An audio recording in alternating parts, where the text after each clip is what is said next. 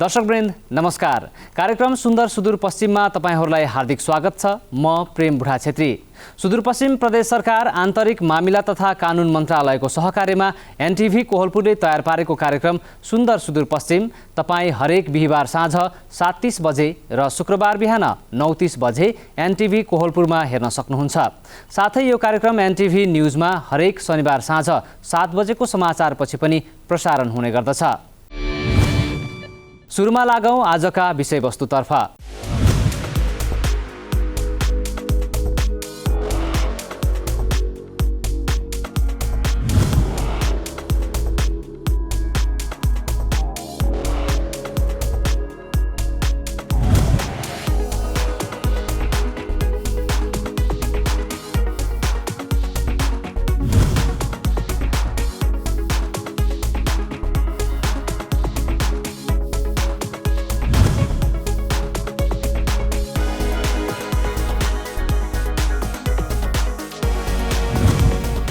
देशमा संघीयता आइसकेपछि स्थापना भएको सुदूरपश्चिम प्रदेश सरकारले कृषिका माध्यमबाट प्रदेशलाई समृद्ध बनाउन कृषि क्षेत्रमा थुप्रै कार्यक्रमहरू सञ्चालन गरेको छ।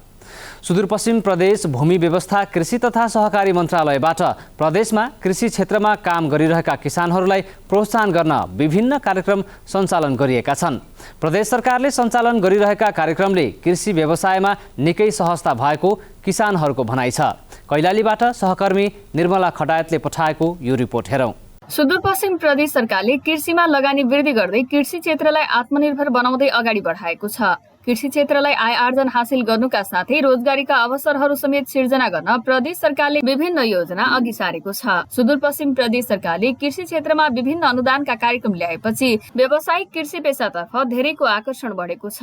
कञ्चनपुरको बेतकोट नगरपालिका घर भएका गजेन्द्र शाहले पनि अहिले कैलालीको गोदावरी नगरपालिका वडा नम्बर 2 मा व्यावसायिक रूपमा कृषि व्यवसाय गरिरहनु भएको छ। अहिले उहाँले 3 बिघा जमिन 10 वर्षका लागि भाडामा लिएर मौसमी बेमौसमी तरकारी खेतीसँगै मेवा खेती, स्थानीय जातका कुखुराहरू, ब्रोइलर कुखुरा पालनसँगै आधुनिक रूपबाट माछा पालन पनि सुरु गर्नु भएको छ। बेमौसमी तरकारी उत्पादन गर्नलाई यो ग्रिन हाउसहरू बनाइरहेको छु। त्यो बाहेक अरूतिर चाहिँ बाहिर थोपा सिँचाइ प्रविधि प्रयोग गरेर मेवा खेती लगायत विभिन्न खालको यो सिजनल तरकारीहरू उत्पादन गरिरहेको छु मैले। र यो सँगसँगै अब फार्मलाई एकीकृत रूपमा सञ्चालन गर्नलाई यो स्थानीय जातका कुखुराहरू, ब्रोइलर पनि 2000 कुखुरा अटाउने खोर यो क्षमताको खोर छ र त्यसमा व्यावसायिक ब्रोइलर पालन पनि गरिरहेको छु। र सँगसँगै अहिले मैले यो बायोफ्लक प्रविधिबाट माछा पालन को गत वर्षदेखि सुरु गरिरहेको छु। मैले लगभग 10 वटा ट्याङ्कमा आधुनिक किसिमले सघन मत्स्य पालन प्रविधि अन्तर्गत मैले माछा पालन गरिरहेको छु। सुरुवातमा थोरै लगानीमा कृषि व्यवसाय सुरु गर्नुभएको उहाँलाई कृषि क्षेत्रमा राम्रो गर्दै गरेको देखेपछि सुदूरपश्चिम प्रदेश सरकारले केही आर्थिक र प्राविधिक सहयोग गरेको हो। अहिले व्यवसायलाई थप सुधार गरेर अघि बढाएको उहाँले बताउनु भयो।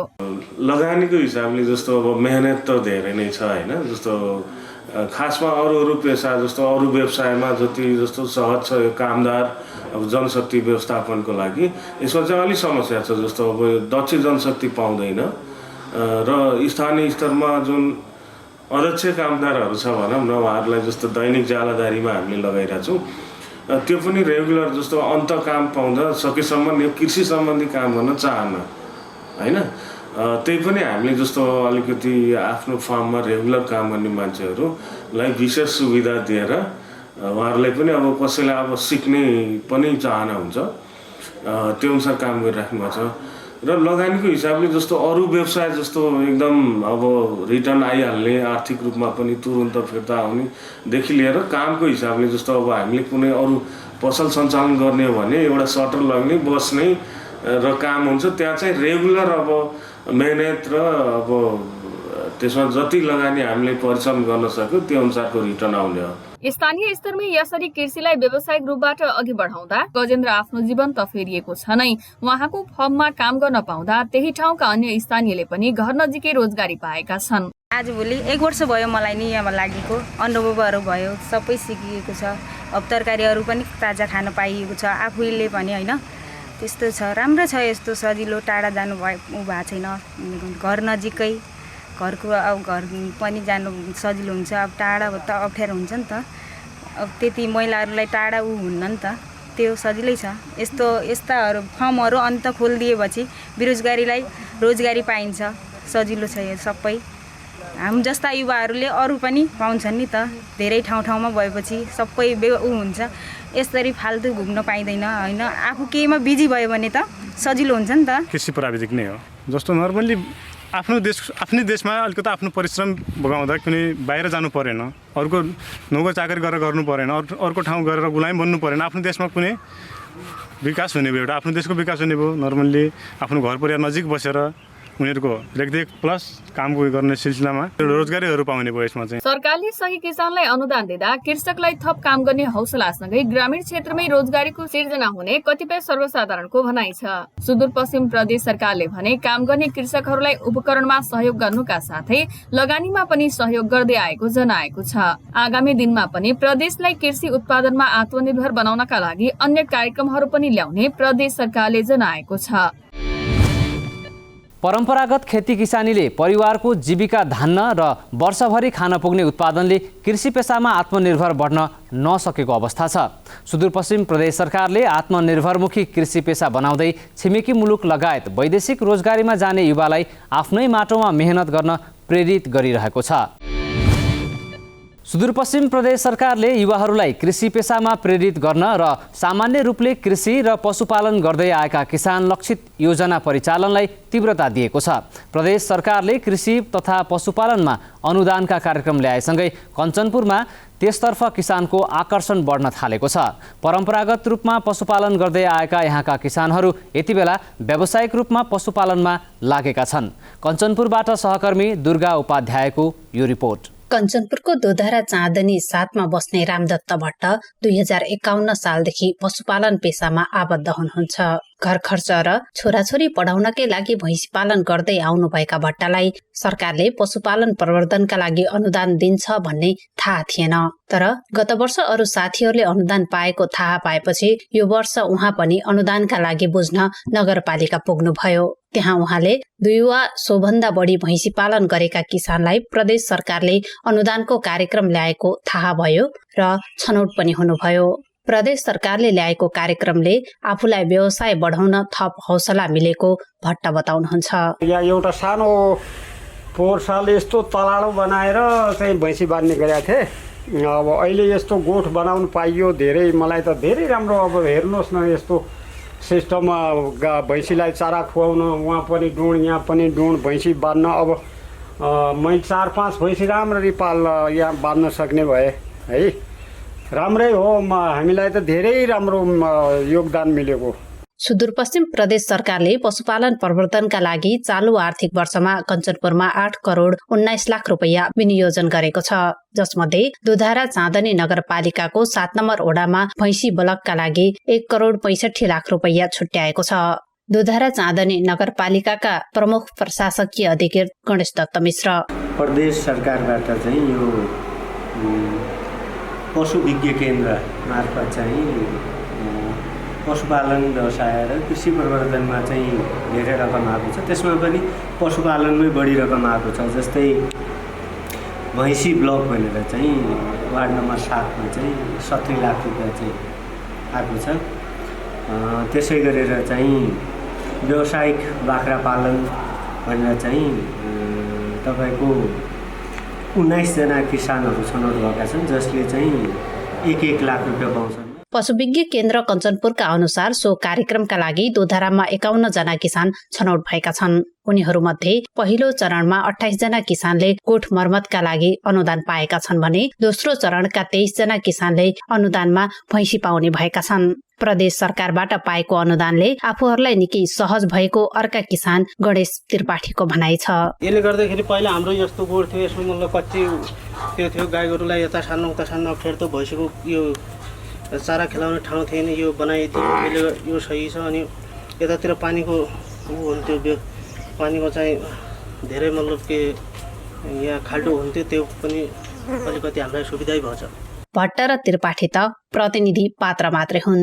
दोधारा चाँदनीको 7 नम्बर ओडामा मात्रै 51 जना किसानले फर्म दर्ता गरेर व्यावसायिक रूपमै भैँसी पालन गरिरहेका छन्। केही नभए पनि त अब तपाईको मन्थली 5-6 हजारको त दुधको 6,000 भन्दा माथि दुधको आइहाल्छ र 8-10 बाख्रा पालेपछि वर्षमा केही नभए पनि मैले 3टा 4टा खसी बेचेपछि 20 चौको 80-90 हजार रुपियाँ बाख्राबाट र 80-90 हजार रुपियाँ दुधबाट कमाउँछु मैले। सुदूरपश्चिम प्रदेश सरकारले पशुपालन प्रवर्धनका लागि अनुदानका कार्यक्रम ल्याएसँगै यस क्षेत्रमा पनि व्यावसायिक पशुपालनमा लाग्ने किसानको संख्यामा वृद्धि भएको छ। दोधरा चाँदनी नगरपालिकाका अनुसार यहाँ उत्पादन हुने दुध तथा बाख्रा काठमाडौँसम्म निर्यात हुने गर्दछ।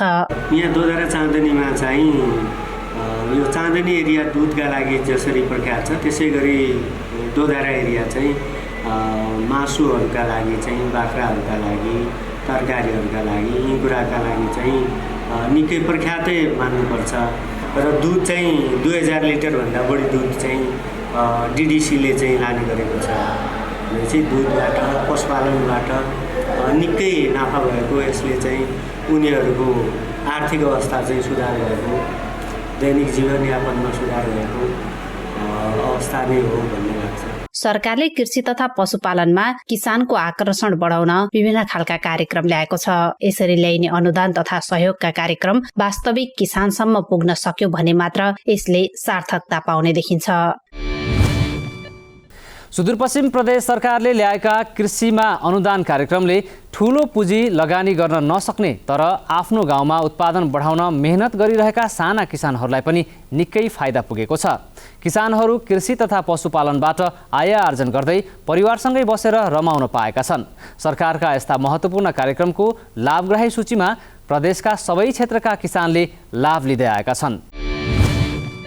अब डोटी जिल्लाको प्रसङ्ग। डोटी जिल्लाका किसानहरूलाई कृषि उत्पादनमा आत्मनिर्भर बनाई व्यावसायिक रूपमा सफल बनाउन सुदूरपश्चिम प्रदेश सरकारले तरकारी क्षेत्र विस्तार तथा नयाँ प्रविधि अवलम्बन गराउन प्रोत्साहन गर्दै आइरहेको छ। थप जानकारीका लागि डोटीबाट सहकर्मी सुभाष नेपाली। सुदूरपश्चिम प्रदेश सरकारले कृषकहरूलाई स्वरोजगार बनाई आत्मनिर्भर बनाउने उद्देश्यले विभिन्न क्रियाकलापहरू सञ्चालन गर्दै आइरहेको छ। सुदूरपश्चिमका किसानहरूको आय स्रोत बढाउन कृषिमा अनुदानदेखि प्राविधिक सेवा टेवा लगायतमा सुविधा दिँदै आइरहेको छ। त्यस्तै डोटी जिल्लाका किसानहरूलाई स्वरोजगार तथा आत्मनिर्भर बनाई व्यावसायिक बनाउन तरकारी क्षेत्र विस्तार तथा प्रविधि अवलम्बन गराउन प्रोत्साहन गर्दै आइरहेको छ। अझै पनि यहाँका किसानहरू परम्परागत ढङ्गबाट खेती गर्दै आइरहेको र त्यसबाट सोचे अनुरूप प्रतिफल लिन नसकेको कुरालाई मध्यनजर गर्दै थोपा सिँचाइ, प्लास्टिक मल्चिङ, चक्लाबन्दीमा तरकारी खेती, जलवायु मैत्री खेती र बाँसको प्लास्टिक घर निर्माण लगायतका कार्य गर्दै आइरहेको कृषि ज्ञान केन्द्र डोटीका प्रमुख नरेन्द्र पनेरूले बताउनुभयो। खेतीको क्षेत्र विस्तार दुईटा मोडलमा गरिरहेछौँ। एउटा हामीले यो हाइवे कोरिडोर अलिकति बजार नजिकको क्षेत्रमा चाहिँ चक्लाबन्दीमा तरकारी खेती मार्फत एउटा क्लस्टरमा अथवा एउटा समूहमा अथवा एउटा भेगमा हामीले 40 रोपनी खेती गर्ने कृषक समूह, कृषक उद्यमी, कृषक फर्महरूलाई चाहिँ हामीले अनुदान दिइरहेछौँ भने अलिकति हाइवे नजिकबाट भित्र अलिकति दुर्गम बस्तीहरूमा हामीले यो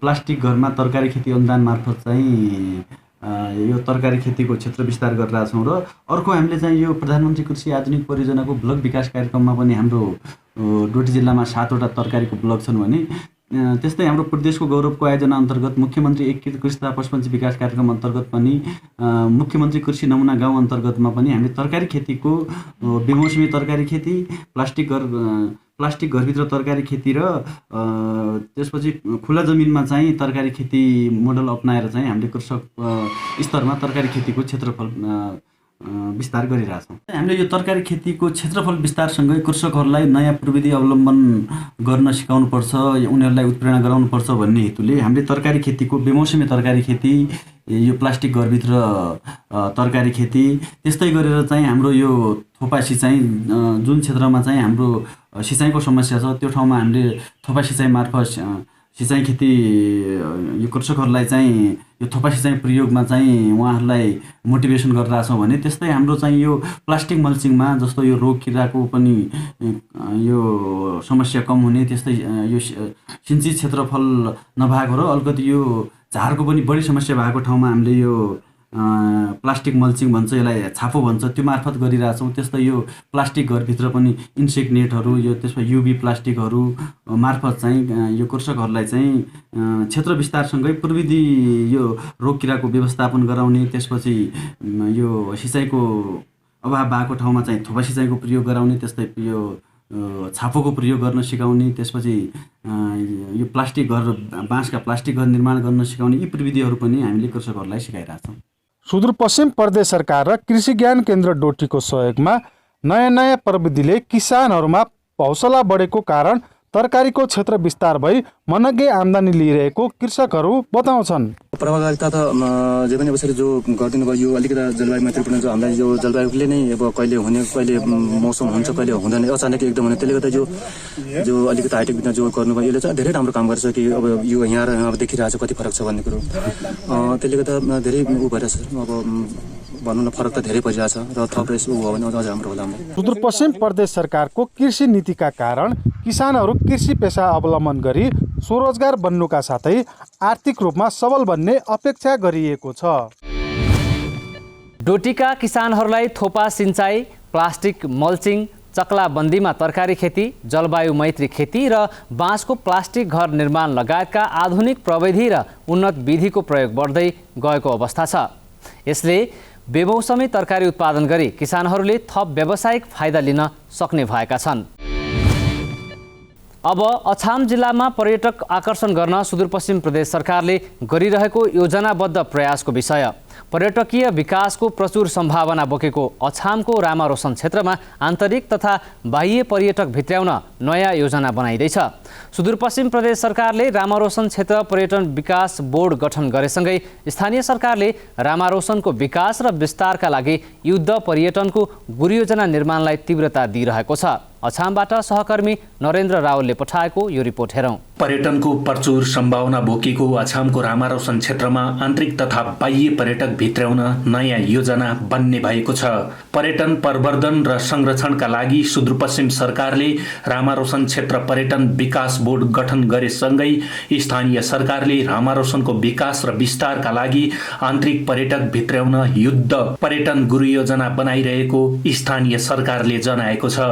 अछामको रामारोशन गाउँपालिकामा पर्ने यस क्षेत्रका तालतलैया जडीबुटीको संरक्षण, भौतिक पूर्वाधार विकासलाई गुरुयोजना बनाएर पर्यटनलाई टेवा पुग्ने लक्ष्यका साथ स्थानीय सरकार लागि परेको रामारोशन गाउँपालिकाका अध्यक्ष झङ्कर साउदको भनाइरहेको छ।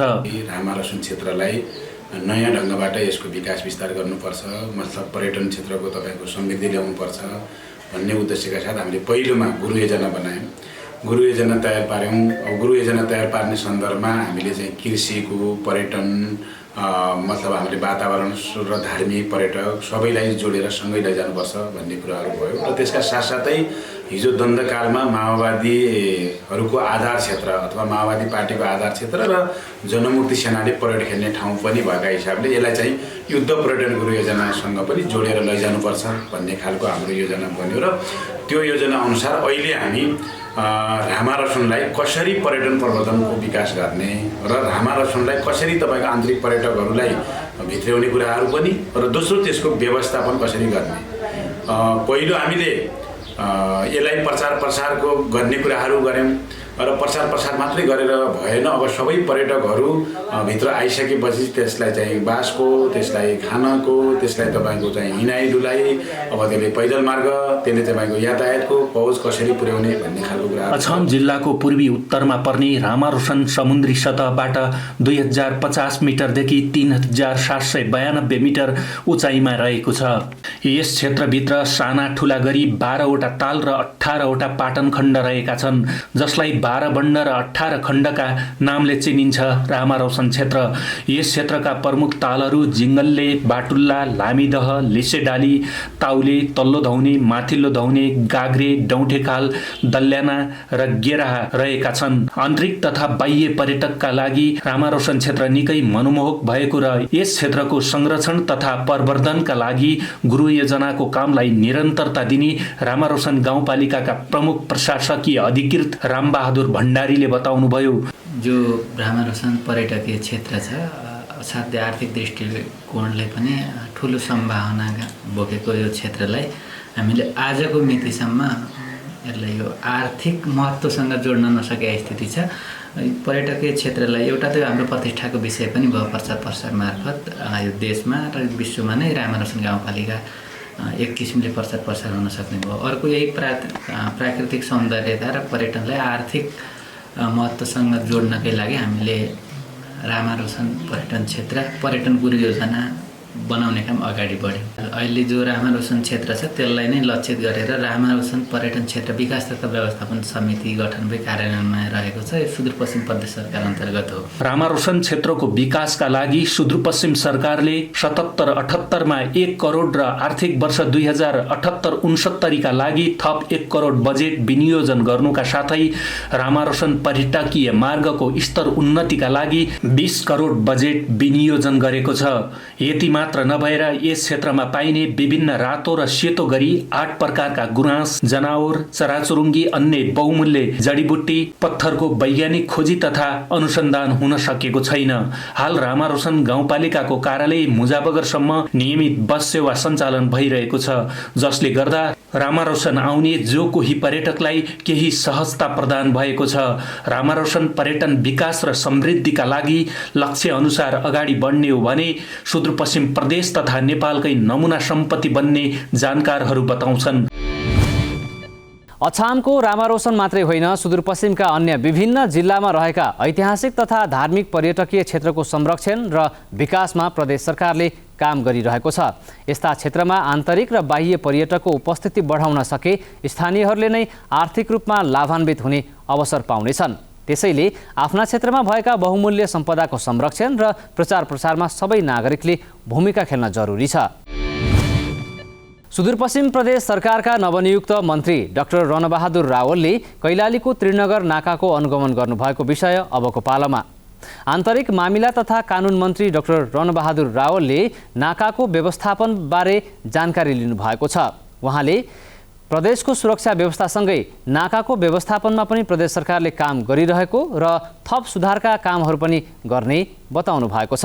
कैलालीबाट सहकर्मी निर्मला खडायत। बुधबार आन्तरिक मामिला तथा कानुन मन्त्री डाक्टर रणबहादुर रावलले कैलालीको त्रिनगर नाकाको अनुगमन गर्नु भएको छ। अनुगमनपछि बोल्दै उहाँले रोजगारीका लागि भारत जाने नेपालीहरूले विगतदेखि नाकामा भोग्दै आइरहेका समस्या समाधानका लागि प्रदेश सरकारले काम गर्ने बताउनुभयो। यसका साथै नाकाको व्यवस्थापनका लागि पनि प्रदेश सरकारले काम गर्ने उहाँले बताउनुभयो। नाकाहरू विशेष यो मात्र नाका होइन, अन्य नाकाहरूमा पनि हामीले निरीक्षण गर्ने रूपमा छौँ र मूलत के हो कि आफ्नो दाजुभाइहरू दिदीबहिनीहरू विभिन्न कारणले चाहिँ भारत जाने भारतबाट फर्किने क्रम छ र अहिले विश्वको बेला चाहिँ अझ बढी आउने हुनाले हामी आज आएका हौँ र मूलत के कस्तो समस्याहरू उहाँले भोग्नु भएको छ, बसदेखि लिएर ट्रेनदेखि लिएर इन्डियामा कहाँ के हो त्यो सम्बन्धमा हामीले ज्ञान लियौँ, बुझ्यौँ। त्यसपछि ती कुराहरूलाई चाहिँ कतिपय कुरा सिरियसै कुराहरूलाई चाहिँ लिएर हाम्रो सम्बन्धित निकाय मार्फत प्रक्रियागत रूपले, किनभने यो सङ्घीयसँग पनि जोडिएको कुरा हुनाले हामी सङ्घ मार्फत सम्बन्धित निकायमा चाहिँ भारतमा समेत हामीले यो कुरा बनाउनु पर्ने प्रयास गर्छौँ र अब उपरान्त हामीले विगतदेखि अहिले निरन्तर रूपले हामीले नाकाहरू निरीक्षण गरे तापनि त्यसमा नीतिका कुराहरूलाई चाहिँ सम्बन्धित निकाय मार्फत चाहिँ हामीले निर्भर गर्न र त्यसलाई सघाउ बनाउन हामी लागि पर्छ। सुदूरपश्चिम प्रदेशका धेरैजसो नागरिक रोजगारीका लागि भारत जाने गरेका छन्। नाका पुगेरै रोजगारीका लागि भारत गएका नेपालीहरूसँग कुराकानी गर्नुभएका मन्त्री रावलले प्रदेश सरकारले स्वदेशमै रोजगारी सिर्जनाका लागि पनि काम गर्ने बताउनुभयो। र त्यसमा अहिले हामी सरकारमा गएपछि यही हो, पहिलो के छ भन्दाखेरि सकभर बिग्रेकोलाई कसरी बनाऊ र भन्ने, तर नगर्ने प्रवृत्ति छ त्यसलाई प्रोत्साहित गर्नुपर्छ र भनिसकेपछि त्यसलाई चाहिँ फलोअप गर्ने हो, कहाँ अप्ठ्यारो पर्छ त्यसलाई चाहिँ हेर्ने हो। त्यसैले अहिले माननीय मुख्यमन्त्री लगायत मन्त्रीज्यूहरूलाई चाहिँ हाम्रो अनुरोध के छ भने चाहिँ हामी स्वयंलाई पनि के छ भने हामी चाहिँ आफै पनि अनुशासित भएर जे गर्न सकिन्छ त्यो भन्ने हो र चाहिँ भन्नको लागि मात्र भन्ने वातावरण चाहिँ अब चाहिँ त्यसको चाहिँ त्याग्नुपर्छ भन्ने बारेमा हाम्रो क्याबिनेटदेखि हरेक कुरा भइरहेको छ। हाम्रा चाहिँ मुख्यमन्त्री लगायत साथीहरू अरू मन्त्रीहरू छ।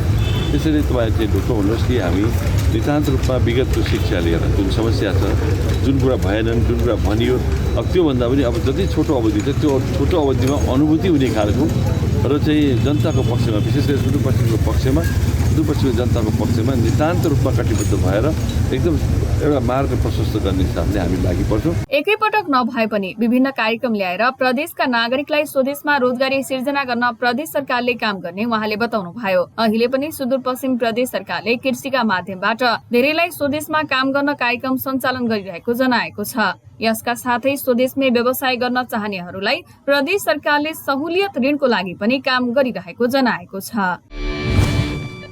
आन्तरिक मामिला तथा कानुन मन्त्रालयले नाकाको व्यवस्थापनमा चासो लिएसँगै आगामी दिनमा रोजगारीका लागि भारत जाने नेपालीहरूले सीमामा भोग्दै आइरहेका कठिनाई हटेर जाने आशा गर्न सकिन्छ। आयात निर्यातको प्रमुख मार्ग नाकाको व्यवस्थापन सहज भए समग्र प्रदेशलाई नै प्रत्यक्ष र अप्रत्यक्ष मात्रामा फाइदा पुग्नेछ। सुदूरपश्चिम प्रदेश सरकार आन्तरिक मामिला तथा कानुन मन्त्रालयसँगको सहकार्यमा एनटिभी कोहलपुरले निर्माण तथा प्रसारण गर्दै आएको कार्यक्रम सुन्दर सुदूरपश्चिमको अब भने हामी अन्त्यमा छौँ। हवस् त दर्शकवृन्द, आजका लागि कार्यक्रम सुन्दर सुदूरपश्चिम यति नै। अर्को हप्ता नयाँ विषयवस्तुसहित उपस्थित हुने नै छौँ। कार्यक्रम उत्पादन टिमका सबै सहकर्मीसँगै मलाई पनि बिदा दिनुहोस्। नमस्कार।